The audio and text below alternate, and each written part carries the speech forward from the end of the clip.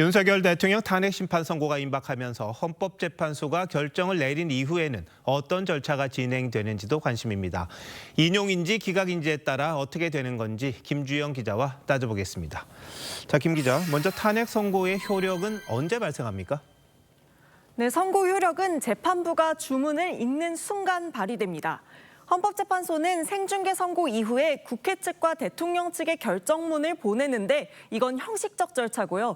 효력 자체는 주문 읽는 시간을 분 단위로 체크해서 발생합니다. 과거 박근혜 전 대통령 탄핵 당시 결정문에는 파면이 정확히 언제부터인지 구체화하기 위해서 11시 21분이라고 분 단위로 시간이 명시됐었고요. 기각됐던 노무현 전 대통령 결정문에는 날짜만 적혀 있었습니다. 네, 지금 전망은 상당히 엇갈리고 있는데 윤 대통령 탄핵이 기각되면 즉각 복귀하는 겁니까? 네, 기각이 되면 윤 대통령은 바로 직무 권한을 되찾습니다. 이 경우에 윤 대통령은 탄핵 소추 후 111일 만에 복귀하게 되고 원래 임기인 2027년 5월까지 직무 수행을 할 수 있습니다.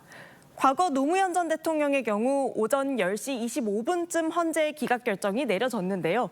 2시간 뒤인 12시에 청와대 본관에서 수석보좌관들과 오창견 회의를 주재하면서 직무에 복귀했고요. 다음 날에는 탄핵 국면을 잘 극복한 국민들의 민주적 역량에 감사하다면서 대국민 담화를 발표하기도 했습니다. 반대로 헌법재판소가 탄핵을 인용하면 그때는 어떻게 됩니까? 네, 탄핵이 인용되면 윤 대통령은 즉시 파면됩니다. 이후에 한덕수 국무총리의 권한대행 체제로 조기 대선에 들어가게 되는데요.